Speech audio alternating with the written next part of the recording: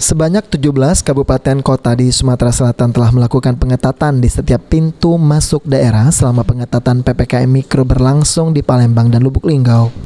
Keputusan penerapan pengetatan PPKM Mikro tersebut diterapkan setelah kota Palembang maupun Lubuk Linggau mengalami lonjakan kasus COVID-19 yang tinggi.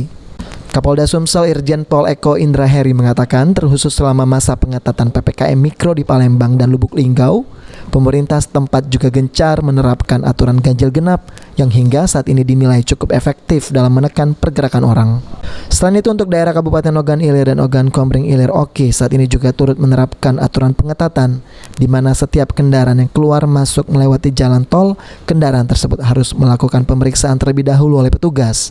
Petugas akan memeriksa para pelaku perjalanan menggunakan tol seperti masker, hand sanitizer, suhu badan hingga bukti sudah divaksinasi minimal 1 kali.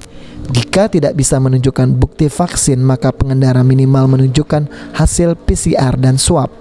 Kemudian apabila pengemudi tersebut juga tidak bisa menunjukkan bukti sudah divaksinasi maupun tidak memiliki hasil tes swab dan rapid test antigen, maka petugas akan mengarahkan pengendara ke pusat kesehatan masyarakat puskesmas setempat untuk dilakukan pemeriksaan.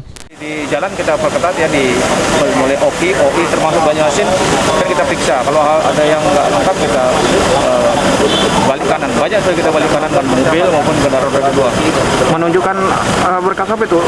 Ya ada administrasi baik berkaitan masalah penunjukan yang kerja di situ, kemudian ada juga sudah vaksin, tapi vaksin nggak menjadi satu-satunya ya. Banyak lihat apa tujuannya ke Palembang dan seterusnya, termasuk juga berkaitan nanti kalau ada hal-hal yang kita bisa juga itu suhunya. Kalau memang kita khawatir ada sesuatu, kita antigen. Kita punya antigen yang cukup banyak. Okta Alfarisi, PAL TV.